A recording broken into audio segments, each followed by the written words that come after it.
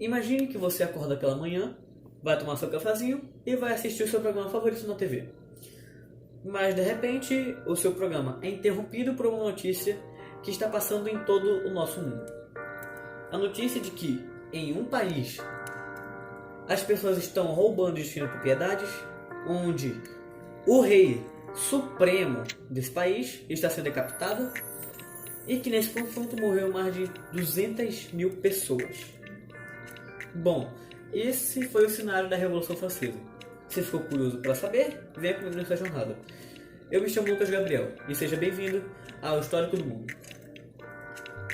A Revolução Francesa marcou o fim da Idade Moderna e o começo da Idade Contemporânea. Aconteceu em 1789, que acabou com um antigo regime de reis absolutistas e começou a República. E também chegou com 3 ideais novos: liberdade, igualdade e fraternidade. Para começar, eu vou explicar para vocês o que são os 3 estados ou 3 definições de povo, criando uma pirâmide. Em primeiro lugar, temos o rei, que tem o poder absolutista de todo o povo, né? Que é a família real também. 1% da população representando o clero, que são os papas, o pessoal da Igreja Católica, dizendo para o homem o que é o Deus, né?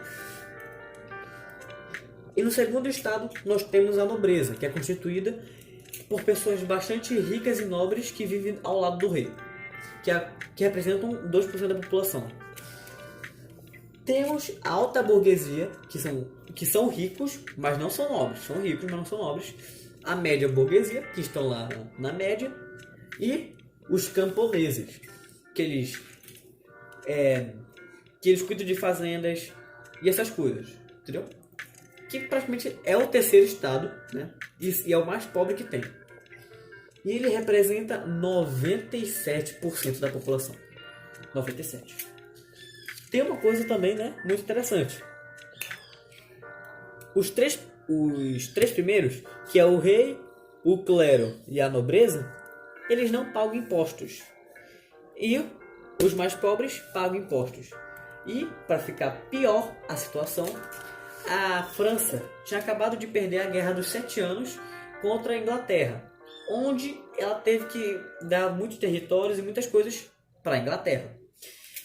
Então, o rei, que na época era Luís XVI, ele decidiu aumentar o imposto para os burgueses.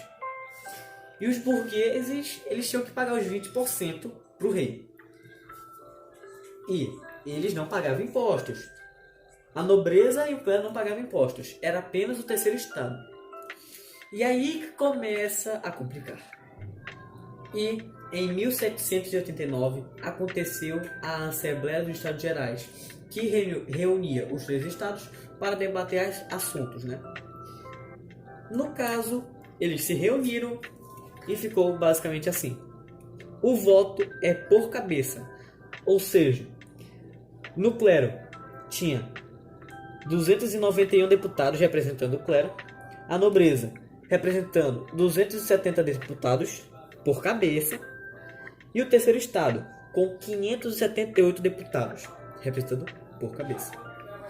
Claramente, como o voto é por cabeça, o terceiro estado ia ganhar, né? O terceiro estado queria que ou que eles não pagassem mais impostos, ou que todos os três estados pagassem imposto, né? E que diminuísse. Mas no caso, aí foi diferente. Não foi por voto por cabeça, mas sim voto por estado. Ou seja, quem queria que não tivesse essa reforma, podemos dizer assim, era o clero e a nobreza. Ou seja, 2 contra o terceiro estado. Claramente, o clero e a nobreza ganharam e o terceiro estado ficou furioso.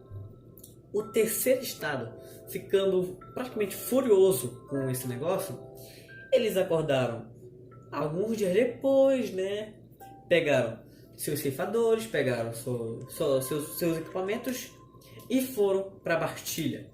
A Bastilha é basicamente um local onde fica pessoas presas que são contra o rei e também fica armazenando coisas, né? Foi nesse momento que iniciou a Revolução Francesa. O terceiro estado, ou como a gente pode falar, o povão, né, atacou a Bastilha, quebrou o muro, quebrou as coisas, quebrou prisão, quebrou um bocado de coisa, deixou a Bastilha em pedaços. E o rei começou a ficar com medo e começou a temer as consequências. Agora, olhando mais para os primeiros estados, agora vamos para o reino, onde estava tendo uma festa, né? E na frente dos deputados, o rei Luís XVI disse para eles que ele ia respeitar a Constituição, né? Claramente, era uma mentira. Ele não ia respeitar a Constituição. O rei Luís XVI, ele queria sair da França para procurar aliados para ser contra a Revolução. E na meia-noite do mesmo dia que ele disse que ia respeitar a Constituição, ele saiu com sua família, que é a sua mulher, seus 2 filhos e a sua irmã. Eles saíram em uma carroça para procurar ajuda na Austrália. Eles estavam começando a se vestir de camponeses, né? Mas aí, quando foi para trocar os cavalos da carruagem, ele foi pagar o moço, ele foi pagar a pessoa com uma nota, a nota real. Rapidamente, reconheceram que ele era o rei que tinha escapado. E automaticamente, a França ficou sabendo que o seu rei estava procurando ajuda para que a revolução acontecesse. E aí o povo perdeu a confiança no rei. Pegou ele e a família dele e botaram em uma prisão. Mas enquanto isso, a Prússia e a Austrália estavam em guerra com a França, né? E aí, o rei estava aprisionado e a França estava em guerra. Depois da França ter vencido a Prússia na guerra, os revolucionários ficaram bastante felizes e automaticamente decretaram o fim da monarquia e o início da república. Onde pegaram Luís XVI e sua família da prisão e botaram ele em uma nova tecnologia chamada guilhotina. Preste atenção, a guilhotina já não existia, criaram ela para esse momento. Ela não existia e ficou popular na Revolução Francesa. Não, criaram a guilhotina na Revolução Francesa. O rei e sua família foram acusados de traição. Primeiramente, pegaram o rei, botaram ele na guilhotina e ele disse as últimas palavras: franceses, eu morro inocente, mas perdoo meus inimigos. Enfim, depois dessa frase muito linda do rei que tentou trair a França, botaram na guilhotina e mataram. Logo depois da morte da família real, o oeste do país, onde estavam os camponeses e outros nobres, não queriam lutar por essa revolução. Então, eles começaram uma guerra civil com outros franceses. E de outro lado, Maximilien Robespierre e seus amigos estavam no poder nesse momento, começaram a dar educação competente, aboliram a escravidão e estavam ajudando as famílias mais pobres. Claramente, ele foi visto por muitas pessoas como uma pessoa muito legal, muito boa. Nesse momento, chegamos na Conversão do Terror, onde a França está sendo invadida por outros países que querem que o poder de Luís XVI volte, e Robespierre, em questão de meses, foram pegando pessoas que eles suspeitavam ser inimigas contra a Revolução, pegou em torno de 35 mil pessoas e guilhotinou todas elas. 35 mil pessoas. As ruas de Paris não é mentira. As ruas de Paris ficaram alagadas, ficaram cheios de sangue pelas ruas. Imagina você estar andando, de repente, sangue na rua inteira. E lembrando que a execução acontecia no meio da praça, né? Bem legal.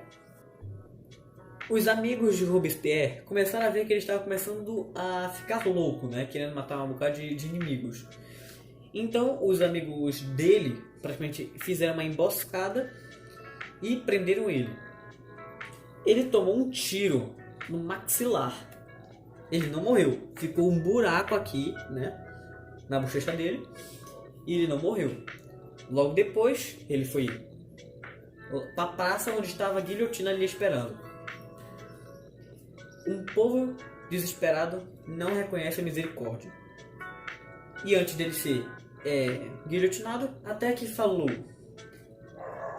liberté, égalité e fraternité. Logo depois, cortaram a cabeça de Maximilien Robespierre. Em 1795, as pessoas que defendiam os reis foram atacar os deputados e um jovem acabou encurralando eles. Esse jovem era Napoleão Bonaparte, como você preferir chamar. E aí, em 1799, começamos a Era Napoleônica. E em 1799, Napoleão virou cônsul da França e criou o Código Civil Napoleônico, onde abolia definitivamente os privilégios do clero e da nobreza, tinham direito à propriedade privada, igualdade de todos perante a lei, reforma na educação, ou educação voltada à criação de trabalhadores, a execução de grandes obras públicas, restabelecia a escravidão nas colinas, proibia trabalhadores de entrar em greve ou se organizar, e influenciou demais códigos no Ocidente. E em 1805, Inglaterra, Áustria e Rússia entraram em guerra definitivamente com a França. Napoleão, com seu exército, conseguiu dominar muitas partes da Europa, mas infelizmente não conseguiu vencer a grande Inglaterra, em que ele teve a brilhante ideia de criar o bloqueio continental. O bloqueio continental consiste basicamente em que nenhum país podia fazer rota marítima com a Inglaterra. Esse foi o plano de Napoleão. Ninguém podia fazer comércio com a Inglaterra, que dificultou o comércio na época, né? Mas agora o Brasil vai entrar nessa história. Como é que ele vai entrar nessa história, né? Dom João VI, o rei de Portugal na época, estava devendo uma grana muito alta para a Inglaterra.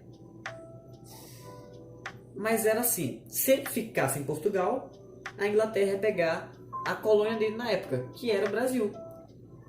Mas se Dom João fosse a Inglaterra pagar suas coisas, ele ia morrer por Napoleão. Então, ele ficou meio sem saída e, como ele não queria perder o amado Brasil, né? Ele pegou suas coisas, pegou a família real e foi para a Inglaterra. Pagou as suas coisas, não tinha mais nenhuma dívida e veio para o Brasil, criando a chegada da família real portuguesa. Mas esse assunto para outro vídeo.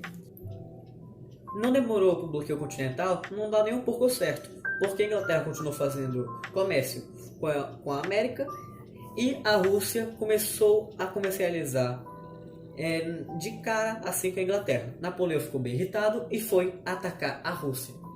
Mas só que aí que teve a grande carta na manga da Rússia. A carta na manga da Rússia foi usar a terra arada, terra seca, podemos dizer assim, terra arrasada, onde que o exército de Napoleão estava indo atacar a Rússia e atacar o exército da Rússia, né? Aí eles foram voltando e queimando plantação, destruindo casa, destruindo abrigo, pegando os animais e indo embora. E quando o exército de Napoleão chegasse nesse local, como o clima que estava muito frio, eles não conseguiam aguentar, acabavam morrendo. E como não tinha suprimentos, porque eles queimaram, os russos queimaram as coisas, o exército invasor estava sem como continuar.